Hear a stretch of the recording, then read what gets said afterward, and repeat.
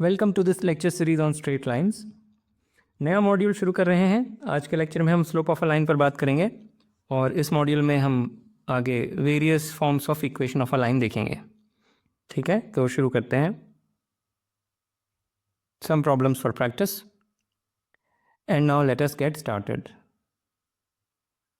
तो एकदम briefly tangent function recall कर लेते हैं। टैन फंक्शन जिसको बोलते हैं sine upon cos. Geometric description होता है, अगर कोई भी राइट एंगल ट्राइंगल है और उसमें एक एंगल थीटा लिया जो कि 90 नहीं है, तो 90 भी हो सकता है, वो ठीक है। अगर इस फिगर में देखें तो ये जो मैंने बनाया है वो 90 डिग्री नहीं है। तो what is tan theta? Tan theta is theta के ऑपोजिट वाली साइड को परपेंडिकुलर बोला और जो नॉन हाइपोटेन्यूज है उसको बेस बोल दिया। तो टैन थीटा ऐसे डिफाइन होता है, परपेंडिकुलर अपॉन बेस। बहुत जल्दी जल्दी ये बता रहा हूँ, ये सब चीज़ें मैं मान के चल रहा हूँ, आपको पता है। ठीक है, और टैन फंक्शन का ग्राफ ऐसे बनता है। जब ज्योमेट्रिक डिस्क्रिप्शन देते हैं तो ऑब्वियसली सारी बातें केवल पॉजिटिव नंबर्स के लिए हो रही हैं, पर सभी कुछ नेगेटिव नंबर्स के लिए भी एक्सटेंड किया जा सकता है। तो आपको पता होगा टैन फंक्शन का ग्राफ ऐसे बनता है। पाई पर वैल्यू 0 है, माइनस पाई पर 0 है, -2 पाई पर 0 है, 2 पाई पर 0 है and so on. Pi by 2 पर इन्फिनिटी है। ठीक है, अगर पाई बाय 2 को लेफ़्ट से अप्रोच करेंगे तो इन्फिनिटी है, राइट से अप्रोच करेंगे तो माइनस इन्फिनिटी है। ठीक है, तो ये मान के चल रहा हूँ, आपको पता है। और जो नोट करने वाली बात है वो ये कि अगर हम टैन फंक्शन को यहाँ पे रिस्ट्रिक्ट कर दें 0, पाई पे, जिसमें कि पाई इज़ ओपन, तो ये मैं डोमेन बना रहा हूँ। 0 इंक्लूडेड है, पाई इंक्लूडेड नहीं है, राइट। ये यहाँ पे मैंने हॉलो सर्कल बनाया हुआ है, यहाँ पे डार्क सर्कल है। तो ये जो फंक्शन होगा ये एक सर्जेक्टिव या रादर एक बाइजेक्टिव फंक्शन है, यानी कि 1 ऑन 2 फंक्शन है, जिसमें इन्फिनिटी भी मैंने लिखा हुआ है इसकी रेंज में। तो पाई बाय 2 पे जो वैल्यू है उसे मैं इन्फिनिटी कह रहा हूँ। माइनस इन्फिनिटी भी बोल सकते थे, कन्वेंशन की बात है। और इन्फिनिटी कोई ऐसी वोल्डेमॉर्ट जैसी चीज़ नहीं होती जो हम जिसकी हम बात ही नहीं कर सकते। इन्फिनिटी एक यहाँ पे सिंबल मात्र है। पाई बाय 2 की जो वैल्यू है उसको बस इन्फिनिटी बोल दिया गया है। पाई बाय 2 पे ऐसे तो टैन फंक्शन कहते हैं डिफाइंड ही नहीं था, विच इज़ फाइन कि पाई बाय 2 पे टैन की वैल्यू डिफाइंड नहीं है, हम उसे इन्फिनिटी बोलेंगे। उसकी वजह भी है, जैसे जैसे हम पाई बाय 2 को अप्रोच करते हैं लेफ़्ट साइड से, वैल्यू बड़ी से बड़ी होती जाती है। तो ये उतना बुरा सिंबल भी नहीं है पाई बाय 2 के लिए। कन्वेंशन की बात इसलिए है क्योंकि कोई अगर राइट साइड से अप्रोच करता तो वो वैल्यू कम से कम होती जाती। तो therefore we have made a arbitrary choice here, but that's okay. तो ये बात ज़रूर समझ में आनी चाहिए कि ये बाइजेक्शन है। दो अलग पॉइंट्स अगर यहाँ पे लेंगे तो टैन फंक्शन के अंदर उनकी दो अलग इमेजेस मिलेंगी, और हर चीज़ जो यहाँ पर है उसके करस्पॉन्डिंग एक ना एक चीज़ यहाँ है जिसकी इमेज वो पॉइंट है। उसी बात को ऐसे बोल सकते हैं कि tan function is a bijection when you restrict it here. ठीक है, ऑल राइट। फिर एक छोटी सी चीज़ डिस्कस कर लेते हैं। कोई भी लाइन हो, हम अल्टीमेटली इस लेक्चर सीरीज़ में लाइंस को स्टडी करना चाहते हैं, तो कोई भी लाइन हो उसका इंक्लिनेशन एक नेचुरल कॉन्सेप्ट है। लाइन कितनी झुकी हुई है ये बात हम मेजर करना चाहते हैं, तो इंक्लिनेशन या angle with the positive x axis उसको थोड़ा सा डिस्कस कर लेते हैं। तो जैसे ये लाइन है, सॉरी, ये जो लाइन है इसका positive direction of x axis से जो एंगल है वो 30 डिग्री है, right. So this is 30 degree.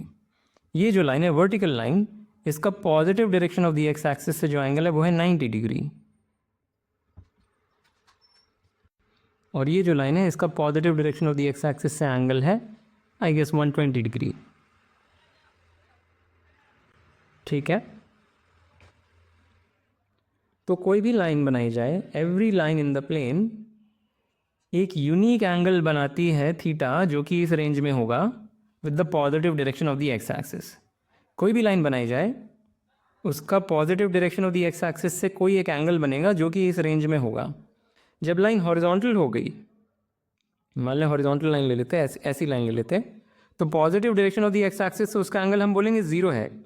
कोई पाए भी बोल सकता था, पर अगर हमको एक यूनिक वैल्यू असाइन करनी है, राइट, एक अनएम्बिगुअस वैल्यू असाइन करनी है, तो हम ये कन्वेंशन रख सकते हैं कि जब भी हम angle with the positive direction of the X axis की बात करेंगे तो इस रेंज में एक नंबर आउटपुट करेंगे तो एक यूनिक आंसर आएगा, right. Horizontal line makes an angle of 0 degree, pi भी कोई बोल सकता था पर हम उसको 0 मानेंगे। ठीक है, और ये आई थिंक अपने आप क्लियर होना चाहिए ये बात।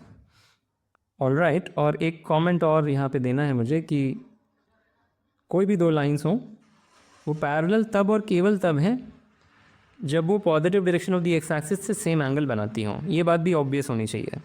जैसे ये लाइन 30 डिग्री है positive direction of the X axis से, और कोई भी दूसरी लाइन बनाएंगे positive direction of the X axis से 30 डिग्री पर, तो ये दोनों लाइंस पैरेलल हो जाएंगी, क्योंकि अगर इसको ट्रांसवर्सल माने तो ये करस्पॉन्डिंग एंगल्स बराबर हो गए, बेसिक ज्योमेट्री। ठीक है। और लास्ट में नेगेटिव एंगल्स की भी हम बात कर सकते हैं। जैसे ये जो लाइन है ये positive direction of the X axis से 120 डिग्री बना रही है, मैंने नापा नहीं है, मान लेते हैं 120 डिग्री बना रही है। इसी बात को हम ऐसे भी बोल सकते हैं कि ये positive direction of the X axis से -60 डिग्री बना रही है। तो जब ये एंगल 60 डिग्री हो जाए, जो उल्टी दिशा में जा रहा है, जो क्लॉकवाइज जा रहा है, तो हम कह सकते हैं कि ये लाइन -60 डिग्री का एंगल बना रही है positive direction of the X axis से। तो वो भी ठीक है, ऐसा नहीं है कि ज़बरदस्ती है कि इसी रेंज में आंसर दें, 0 से 180 डिग्री के बीच या 0 से पाई के बीच, वो डिपेंड करता है रेडियन या डिग्री में बात हो रही है, कोई ऐसी ज़बरदस्ती नहीं है। पर इस रेंज में एक यूनिक आंसर आएगा, एक यूनिक वैल्यू हम असाइन कर सकते हैं। कोई भी लाइन हो उसका positive direction of the X axis से इस रेंज में एक यूनिक इंक्लिनेशन है। ओके। और अब बात यह है कि हम एक वैल्यू असाइन करना चाहते हैं, एक नंबर असाइन करना चाहते हैं इंक्लिनेशन को। पिछले स्लाइड में देखा वो भी एक नंबर ही है, एक रेडियन में या डिग्री में हम एक नंबर असाइन कर सकते हैं, पर अभी हम कुछ और करेंगे, थोड़ा सा एक दूसरा नंबर असाइन करेंगे किसी भी लाइन के इंक्लिनेशन के तौर पर। तो हम क्या कह रहे हैं, हम स्लोप डिफाइन करने वाले हैं। So what is slope? कोई भी अगर लाइन एल है इन द कार्टेशियन प्लेन तो उसका स्लोप कैसे डिफाइन हो रहा है? The slope of the line L is defined as tan theta, where theta is the angle that the line makes with the positive direction of the x-axis.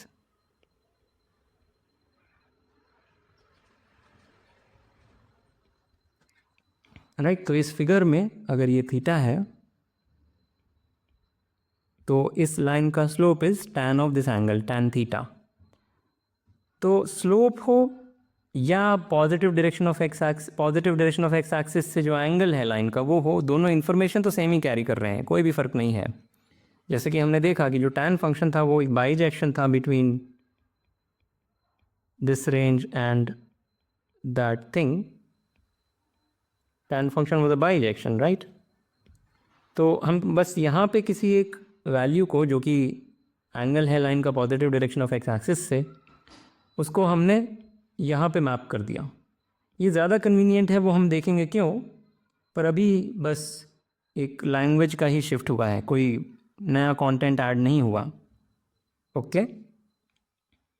तो infinity भी slope हो सकता है। अगर लाइन वर्टिकल है तो उसका positive direction of x axis से जो एंगल है वो है π/2 या 90 डिग्री, और उसका tan हो जाएगा इन्फिनिटी। तो slope can be infinite. Again infinity कोई वोल्डेमॉर्ट नहीं होता है। ठीक है। ऑल राइट, तो ये डेफिनेशन है, इसका क्या उपयोग है वो हम अगली स्लाइड में देखेंगे। अभी थोड़े से एग्जाम्पल्स देख लेते हैं।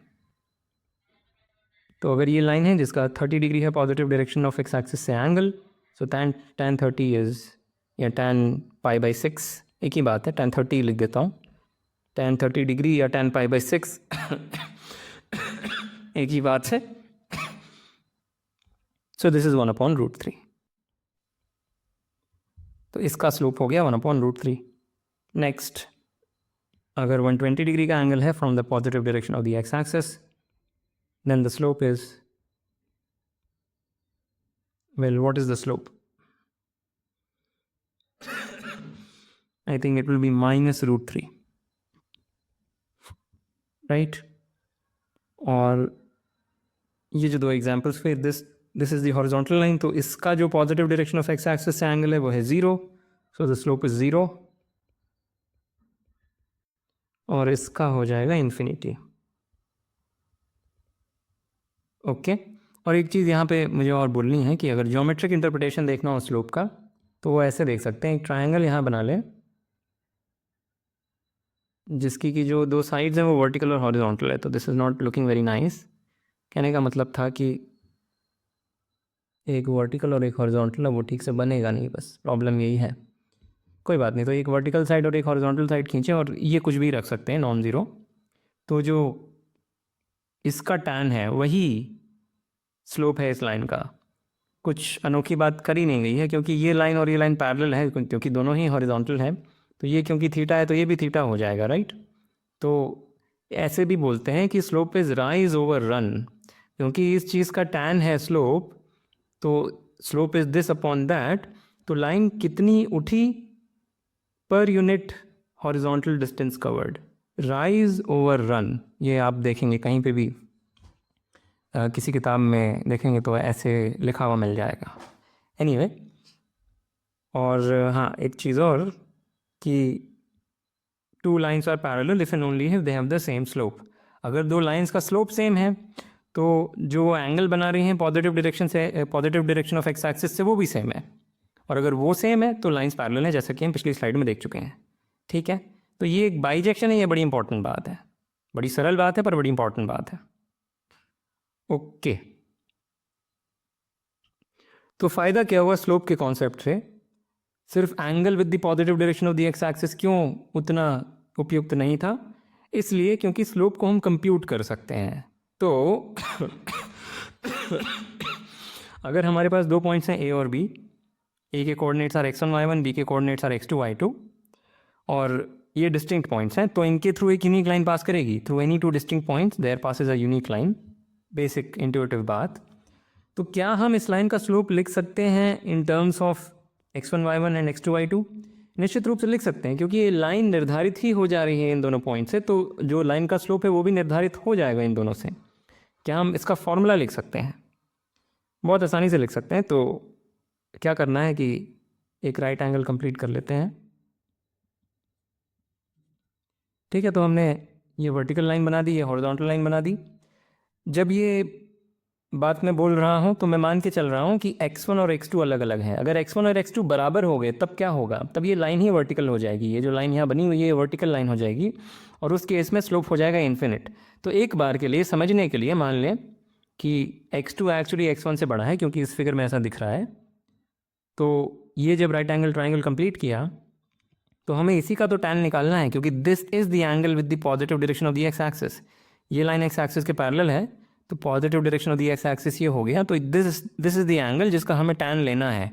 और इसका टैन कैसे ले सकते हैं? बेसिकली इस एंगल का टैन लेना है तो परपेंडिकुलर अपॉन बेस। परपेंडिकुलर क्या है? y2 माइनस y1, और बेस है x2 माइनस x1, और ये साइन के साथ, राइट। अगर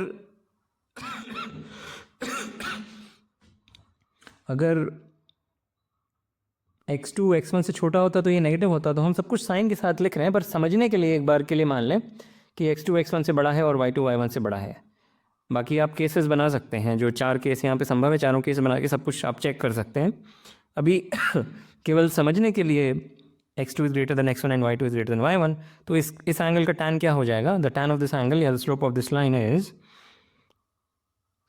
line is perpendicular upon base. तो तुरंत हम स्लोप लिख सकते हैं।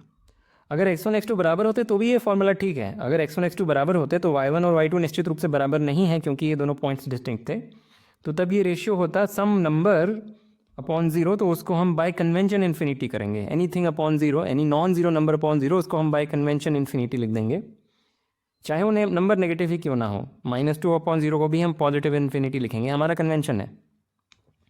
ठीक है, और बाकी केसेस आप खुद से देख सकते हैं। अगर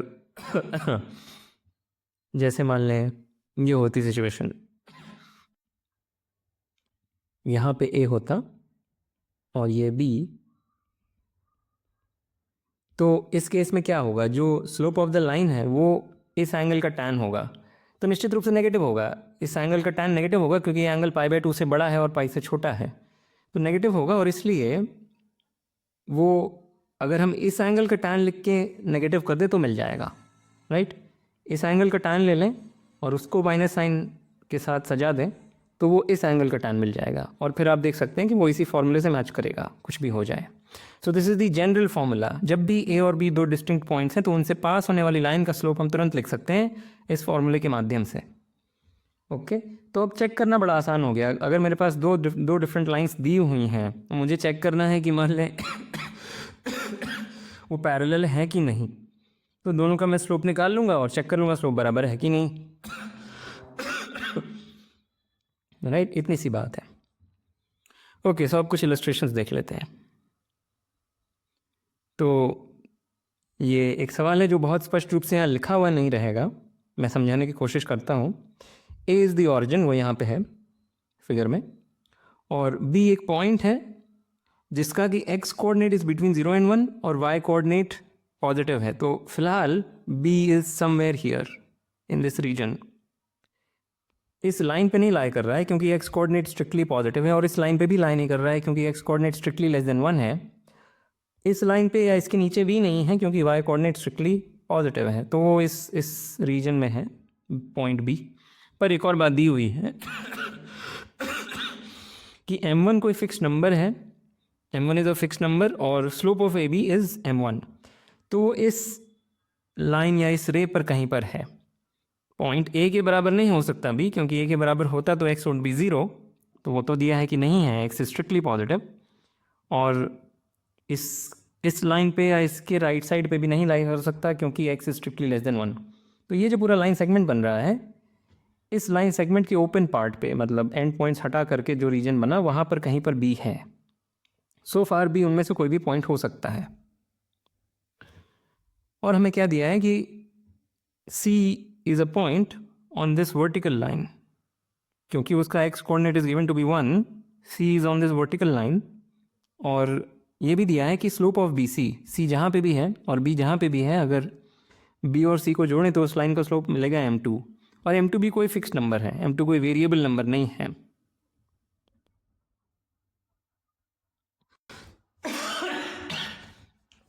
और हमें दिया हुआ है कि ये इनइक्वालिटी होल्ड करती है। तो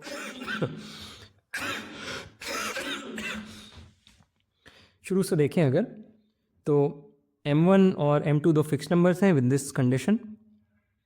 पॉइंट b इस रे पर लाई कर रहा है जहाँ पे ये रे का जो स्लोप है वो है m1, और पॉइंट b का जो x कोऑर्डिनेट है वो ये रेंज सेटिस्फाई कर रहा है। और पॉइंट c इस वर्टिकल लाइन पे कहीं पर है सच दैट अगर b और c को जोड़ें तो उनका स्लोप m2 के बराबर हो जाए। तो एक बार हमने b चुन लिया, यहाँ पे इस लाइन सेगमेंट पे b चुन लिया, c अपने आप चुन लिया गया, क्योंकि जैसे ही b चुना, b और c को जोड़ने वाली लाइन का स्लोप m2 है, तो वो लाइन जैसे ही बनाएंगे m2 स्लोप की और जो b से पास हो रही है, तुरंत हमें एक पॉइंट c मिल जाएगा। सो b चुनते ही c चुन लिया गया, राइट। जैसे ही b चुना c चुन लिया, b चुना c चुन लिया, ठीक है।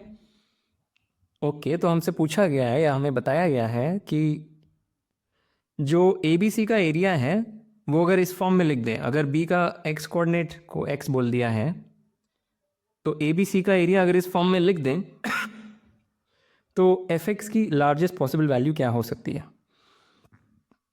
तो x अगर हम फ्री मान लें बिटवीन 0 एंड 1, तो हर एक x के लिए हमें एक ट्राइंगल मिलेगा ABC। जैसे ही हमने x चुन लिया, B चुन लिया गया, और जैसे ही B चुन लिया C चुन लिया गया, क्योंकि इस लाइन का स्लोप m2 है, तो ABC का एरिया मिल जाएगा, राइट।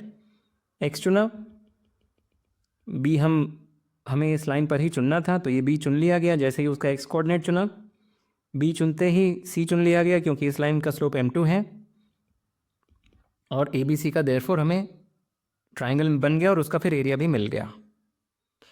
जो लार्जेस्ट पॉसिबल वैल्यू है एरिया की या रादर fx की, अगर एरिया को हम कैलकुलेट करेंगे तो इस फॉर्म में आएगा m1 minus m2 times f of x, fx is some function of x। तो largest possible value of fx बतानी है where x is in this range, ठीक है। तो सवाल मेरे ख्याल से स्पष्ट हुआ होगा। So here is the solution, आप खुद से विचार करें रुक करके।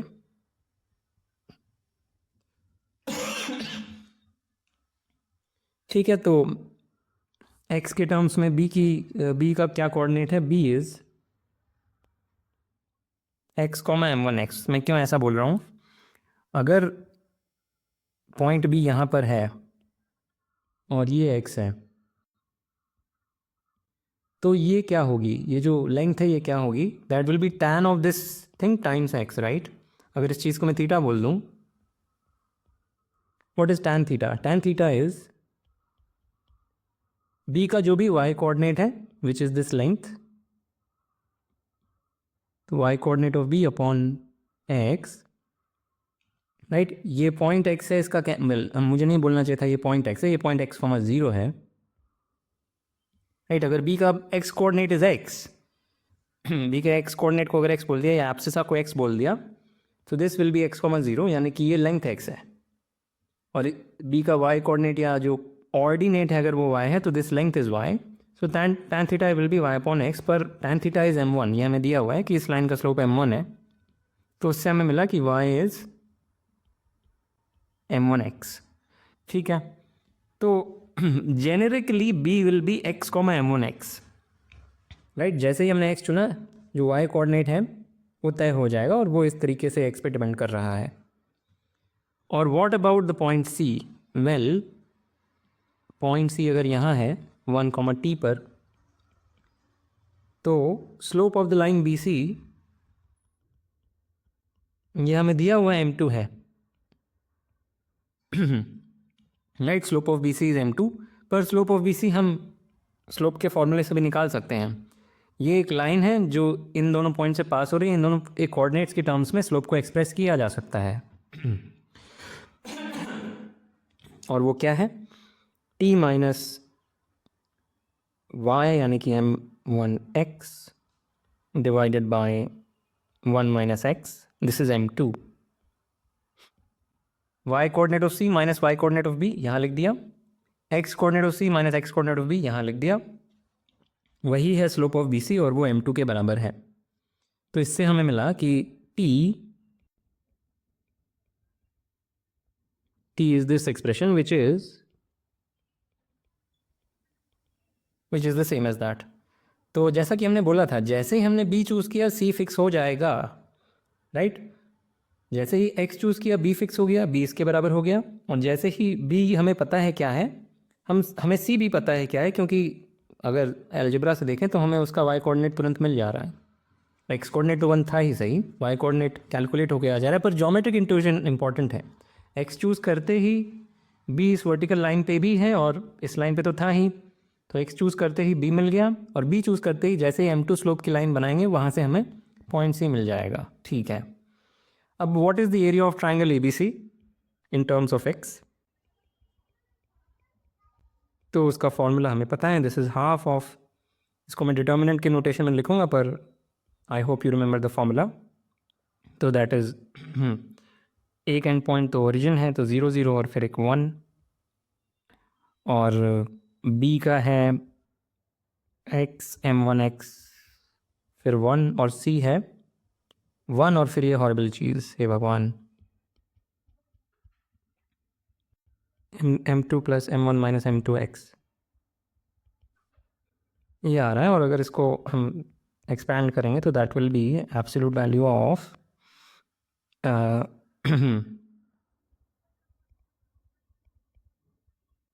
this thing which is m1 minus m2 को मैं कॉमन ले लेता हूँ, और फिर क्या मिलेगा, x माइनस एक्स स्क्वायर। ये मैंने ब्रैकेट ही ठीक से नहीं लगा, यहाँ पे ब्रैकेट होना चाहिए था। या I think now it's fine, ठीक है। जो भी एरिया का फॉर्मूला है, जो भी आपको याद है वो यूज़ करें, यही एक्सप्रेशन आएगा जैसा मैं लिख रहा हूँ। या I think this is correct unless I am making some silly mistake. ये एक्स स्क्वायर माइनस ये आ रहा है, ठीक है, जो भी आ रहा है। पर क्योंकि एब्सोल्यूट वैल्यू लगा हुआ है और हमें पता है m1 और m2 में ये रिश्ता है, m1 m2, m1 is bigger than m2, so and since x is between 0 and 1, this is equal to half of m1 minus m2 X square minus X, sorry x minus X square.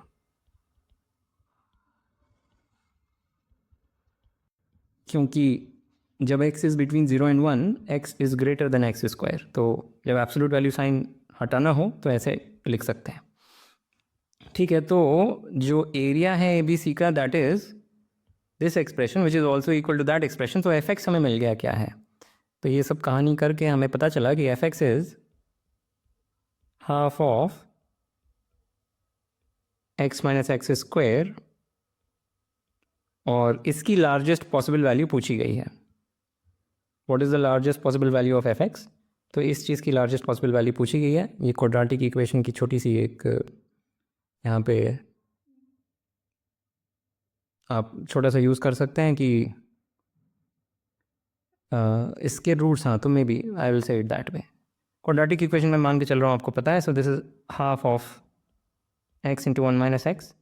तो जो roots का mid point होता है वहीं पर minimum आएगा, sorry maximum आएगा, क्योंकि जो ये वाला टर्म है माइनस साइन के साथ है।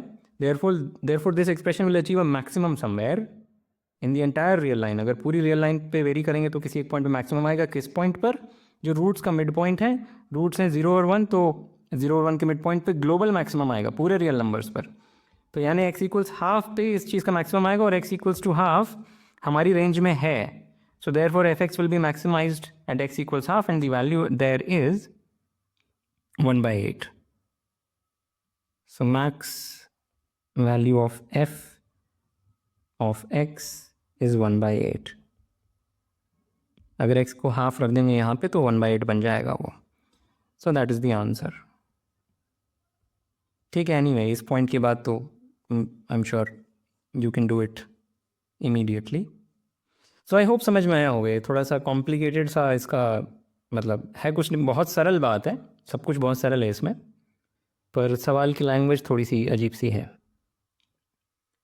ठीक है, नेक्स्ट। तो ये बड़ा इंटरेस्टिंग है, एक ज्योमेट्रिक एप्लीकेशन। हमारे पास एक क्वाड्रिलैटरल दिया हुआ है, और जब भी क्वाड्रिलैटरल में कुछ ना बोला हो तो हम कॉन्वेक्स ही मानते हैं। कॉन्वेक्स क्वाड्रिलैटरल का मतलब हो गया कि जब भी कोई एक साइड ले लें क्वाड्रिलैटरल की और वो लाइन बना लें, तो बाकी का जो क्वाड्रिलैटरल का हिस्सा है, जो बाकी सारी चीज़ें हैं क्वाड्रिलैटरल की, वो एक साइड पर हैं, वो अलग अलग साइड पर ना हो। फॉर एग्ज़ाम्पल, अगर मैं ऐसा क्वाड्रिलैटरल बना दूँ, ये क्वाड्रिलैटरल, इसमें भी 4 ही साइड है, एरो जैसा दिख रहा है, फिर से बना देता हूँ। ये क्वाड्रिलैटरल, और अगर मैं ये साइड ले लूँ, ये लाइन पूरी बना डालूँ, तो ये वर्टेक्स और ये वर्टेक्स अलग अलग साइड पर आ गए, इस लाइन के अलग अलग साइड पर आ गए, तो वो नॉन कॉन्वेक्स क्वाड्रिलैटरल हो गया। हम एक कॉन्वेक्स क्वाड्रिलैटरल की बात कर रहे हैं। जब भी कोई साइड ऑफ द क्वाड्रिलैटरल देंगे तो बाकी के सारे वर्टेक्स, बाकी के दोनों वर्टेक्स एक ही तरफ होंगे उस लाइन के, ये लाइन हो चाहे ये लाइन हो चाहे ये लाइन हो, एनीवे। सो अब क्या किया, ये ए बी सी डी एक क्वाड्रिलैटरल हमारे पास दिया हुआ है, और उसके फिर हमने मिड पॉइंट्स ले लिए साइड्स के। तो इस साइड का मिड पॉइंट ले लिया, उसको P बोल दिया, इस साइड का मिड पॉइंट लिया, उसको Q बोल दिया, इसका मिड पॉइंट लिया, उसको R बोल दिया, एंड सो ऑन। ठीक है, तो P Q R S इस तरीके से बना लिए गए। और अब थ्योरम या फैक्ट ये है कि अगर हम ये क्वाड्रिलैटरल बनाएं जो इनके मिड पॉइंट्स को जोड़ करके बन रहा है, ये एक पैरेललोग्राम है, राइट। सो वेरी इंटरेस्टिंग कि ये एक पैरेललोग्राम है। अब ज्योमेट्री से सोचेंगे तो तुरंत हो जाएगा, कुछ नहीं है। पैरेललोग्राम की परिभाषा क्या है? पैरेललोग्राम ऐसा क्वाड्रिलैटरल होता है जिसके ऑपोजिट साइड्स पैरेलल होते हैं। तो हमें सिद्ध क्या करना है कि ये और ये पैरेलल हैं, और ये पैरेलल हैं, यही सिद्ध करना है। ये जो बात लिखी है वो इसी के बराबर है। कैसे शो कर सकते हैं? ज्योमेट्रिकली बता रहा हूँ, हम कोऑर्डिनेट ज्योमेट्री से करेंगे, पर पहले ज्योमेट्रिकली ये ट्राइंगल कंसिडर किया ABD, उसमें P और S मिड पॉइंट्स हैं इनके साइड्स के। तो बाय मिड पॉइंट थ्योरम ये जो लाइन बनेगी, ये लाइन BD के पैरेलल है, राइट। सो हमने शो कर दिया कि PS is parallel to BD by the midpoint theorem. Exactly same argument shows that RQ is parallel to BD। जो आर्ग्यूमेंट हमने इस ट्राइंगल में लगाया वही हम इस वाले ट्राइंगल में भी लगा सकते हैं। तो PS और RQ दोनों ही BD के पैरेलल हैं, यानी दोनों आपस में पैरेलल भी हैं। कोई दो लाइंस अगर किसी तीसरी लाइन के पैरेलल हैं दोनों ही, तो वो दोनों लाइंस आपस में भी पैरेलल हैं, तो शो हो गया कि ये दोनों पैरेलल हैं। सिमिलरली ये दोनों भी पैरेलल हैं, and that's it, that finishes the proof. पर कोऑर्डिनेट ज्योमेट्री से करेंगे तो इतना दिमाग भी नहीं लगाना है, मिड पॉइंट थ्योरम कुछ नहीं करना है, कुछ भी नहीं सोचना है, हमें शो करना है सॉरी हमें शो करना है कि ये और ये पैरेलल हैं। तो उसके लिए अगर हम ये शो कर दें इनका स्लोप बराबर है तो बात खत्म हो जाएगी। तो कुछ भी कोऑर्डिनेट्स मान लेते हैं, ए के कुछ कोऑर्डिनेट्स हैं, बी के कुछ कोऑर्डिनेट्स हैं। तो ए मान लेते हैं x1 y1 है,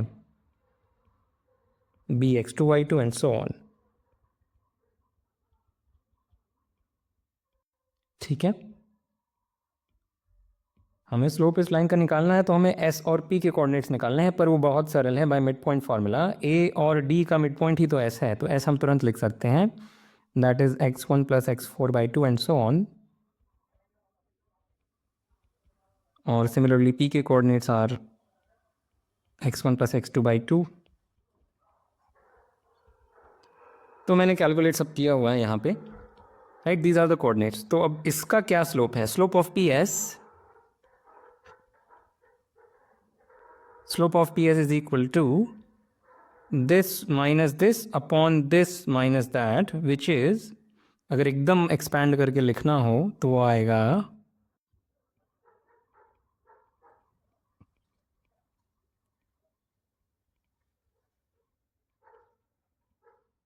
इसके बराबर। पर इसको सिंप्लीफाई कर सकते हैं क्योंकि ये y1 इससे कैंसिल हो जाएगा और x1 इससे कैंसिल हो जाएगा। So this will be equal to y4 minus y2 divided by x4 minus x2। ये आ गया स्लोप ऑफ पी एस। उसी तरीके से स्लोप ऑफ आर क्यू, तो अगेन दिस माइनस दैट जिसमें कि y3 सब कैंसिल हो जाएंगे, और दिस माइनस दैट से डिवाइड जिसमें कि x3 कैंसिल हो जाएगा। तो this will also be equal to, मैं डायरेक्टली लिख देता हूँ, this will be equal to y4 minus y2 divided by x4 minus x2। यहाँ इसमें भी कोई समस्या नहीं है कि ये ज़ीरो हो जाए, कोई प्रॉब्लम नहीं है, इन विच केस हम इसको इन्फिनिटी की तरह से लिखेंगे। इंटरप्रिटेशन हमारा वही था, कन्वेंशन था, तो सब ठीक है। सो देयरफॉर इन दोनों का स्लोप बराबर है, slope of P S is slope of Q R, and hence this line is parallel to that line. Similarly by the exact same argument S R is parallel to P Q, और इसलिए ये एक parallelogram बन गया। एक बार बनाना बनता है, बड़ा अच्छा डायग्राम बन के आ गया। ठीक है, so with that I want to end this lecture. As usual, like, comment, share, subscribe, and I will see you next time.